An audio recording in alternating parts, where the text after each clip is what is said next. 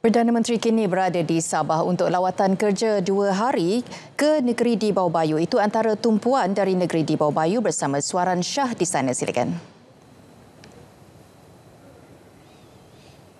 Baik Farhatul, Perdana Menteri Datuk Seri Anwar Ibrahim tiba di Kota Kinabalu pukul 2 petang tadi bagi lawatan kerja 2 hari ke Sabah.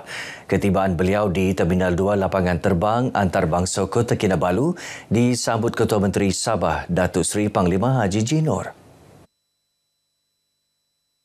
Sejurus tiba, Perdana Menteri mengadakan lawatan pasca banjir di Kampung Rampayan, Manggatal. Lawatan diteruskan ke jeti Sungai Inanam Laut bagi sesi lawatan pasca banjir di Inanam. Perdana Menteri kemudian ke Dewan Pisompiruan Kampung Kobuni bagi sesi rapat umum dan himpunan keadilan sempena 27 tahun reformasi. Petang ini, Perdana Menteri akan berangkat ke Tawau sebelum kesandakan malam ini. 11 menara telekomunikasi di Sabah akan dinaik taraf segera bagi memastikan rangkaian komunikasi tidak terputus ketika berlaku bencana. Langkah itu juga bagi memperkukuh rangkaian susulan beberapa kawasan di negeri ini sering berdepan gangguan bekalan elektrik. Saya telah minta supaya pihak MCMC meneliti berdasarkan jumlah menara yang mengalami gangguan bekalan elektrik. Menara-menara yang paling terkesan, yang paling kerap mengalami gangguan bekalan elektrik ini akan dilengkapkan dengan bantuan sama ada genset, solar, bateri dan beberapa usaha yang lain. Menara yang dikenal pasti terletak di bahagian barat Sabah termasuk sekitar Kota Kinabalu dan Penampang. Langkah pengukuhan juga akan dilaksana agar menara kekal berfungsi walaupun ketika banjir. Usaha ini dijangka digerakkan dalam tempoh beberapa bulan akan datang. Terdahulu, Datuk Fahmi menyampaikan bantuan ihsan komuniti madani kepada penduduk terjejas bencana di Kota Kinabalu. Sementara itu, para penerima menyifatkan bantuan wang ihsan yang diterima sebagai bukti keprihatinan kerajaan. Bantuan bukan sekadar meringankan beban, malah memberi harapan baharu selepas bertahun-tahun berdepan bencana. Sejujurnya inilah pertama kali saya dapat bantuan. Saya mengalami banjir ni sejak tahun 2017. Setiap tahun rumah saya memang akan banjir. So ni kira dalam sejarah untuk keluarga saya lah dapat bantuan seumpama ini. Terima kasihlah dia cepat memberi bantuan dengan segera yang boleh lah. Ketua Menteri Sabah, CM kita, dia pun beri bantuan yang adalah boleh dikatakan pantas lah untuk dengan apa yang saya hadapi sekarang ni. Kalau bilang bantuan yang perlu dicepatkan itu seperti bantuan perumahan SMJ. Kami ucapkan terima kasih kepada YBM kerana keprihatinan beliau terhadap kakitangan Kementerian Komunikasi terhadap bantuan ini. 160 komuniti madani dari daerah Penampang, Beaufort, Kota Kinabalu, Papar dan Tuaran menerima bantuan wang ihsan komuniti madani. Manakala 56 penerima terdiri warga jabatan dan agensi di bawah Kementerian Komunikasi, serta 3 penerima daripada Pusat Sebaran Maklumat Nasional, NADI. 50 sekolah terjejas banjir di 6 daerah menerima bantuan antara RM5,000 hingga RM10,000 daripada kerajaan negeri. Bantuan disalur menerusi Tabung Pendidikan Negeri Sabah TPNS.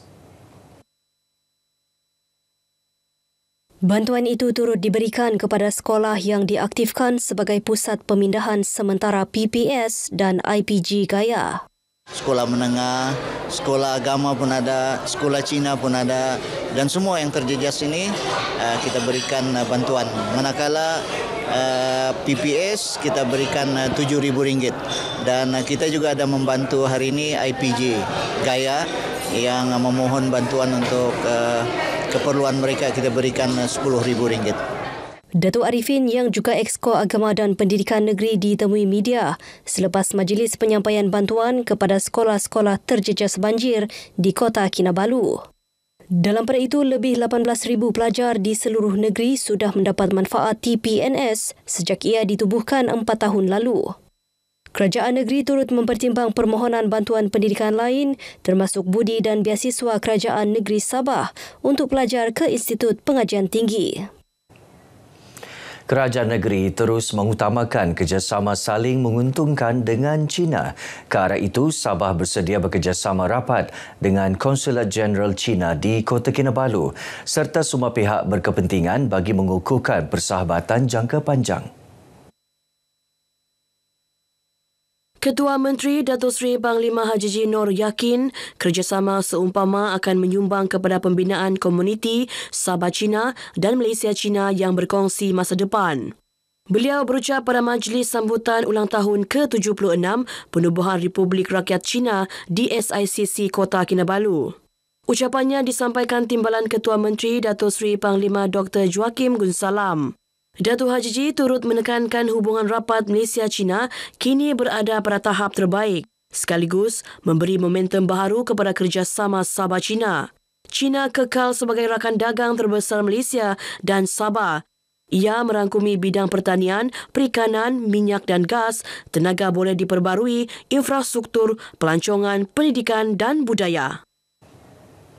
Perkembangan prosiding inkuest kematian Allahyarham Zahra Khairina Mahathir yang masuk hari ke-15. Sesi petang tadi diteruskan dengan saksi kanak-kanak kelima.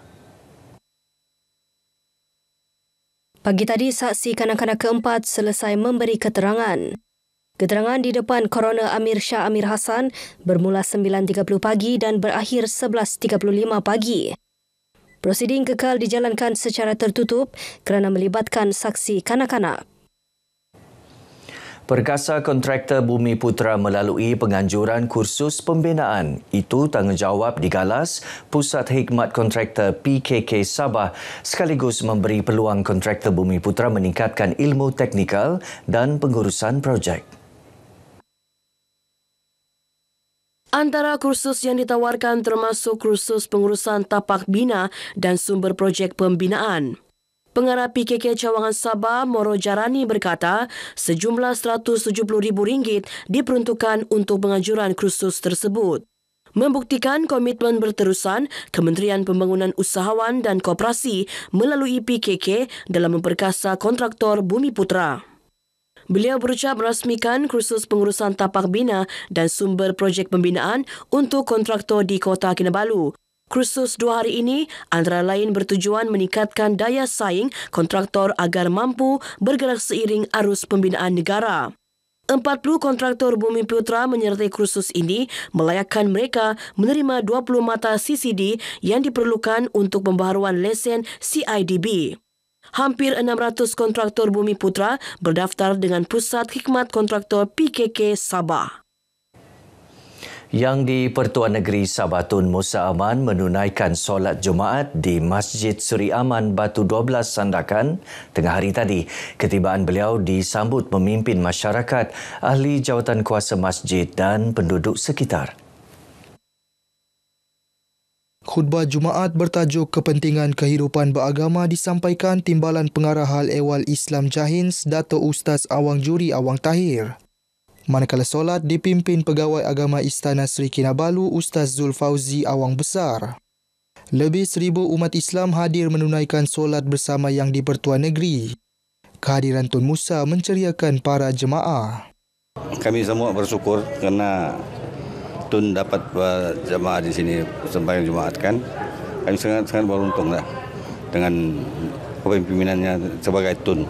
Kami ahli jawatan kuasa masjid Seri Aman dapatlah kami memperbaiki sebab untuk masa ini kita banyak memerlukan kekurangan dan juga segi bangunan dan juga prasarana yang begitu uzur untuk kita harap ada dibagi untuk kebaikannya. Terdahulu, Tun Musa menerima taklimat cadangan projek pembangunan Masjid Seri Aman daripada Jahins di kediamannya di Batu 7 Sandakan. Sabah menjadi lokasi ketiga penganjuran program Yes Rock the School Mega, anjuran Talent Corporation Malaysia Berhad, Talent Corp. Ia memberi pendedahan kemahiran serta laluan kerjaya khususnya dalam bidang sains, teknologi, kejuruteraan dan matematik STEM. Jadi adalah penting bahawa murid-murid di Sabah terdedah dengan pilihan kerjaya yang di masa hadapan supaya mereka pilih yang sesuai dengan cita-cita mereka dan juga dengan perkembangan ekonomi negeri dan seluruh negara supaya mereka tak silap pilihan. Beliau ditemui pemberita selepas majlis penutupan program Yes Rock the School Mega edisi Sabah 2025 di UMS. Program diharap dapat memupuk minat lebih ramai belia terhadap bidang STEM sekaligus menyumbang kepada pembangunan ekonomi negeri dan negara. Talent Corp turut merancang memperluas penganjuran program ini ke kawasan luar bandar dan pinggir bandar Sabah dan Sarawak agar lebih ramai pelajar mendapat manfaat. Program 2 hari 1 malam ini melibatkan 500 pelajar daripada 28 sekolah menengah sekitar Sabah. Baik, sekian perkongsian dari Negeri di Bawah Bayu. Kembali bersama Farhatul untuk lebih banyak perkembangan semasa dalam negara. Malaysia Madani, rakyat disantuni. Silakan Farhatul. Terima kasih, Suaran.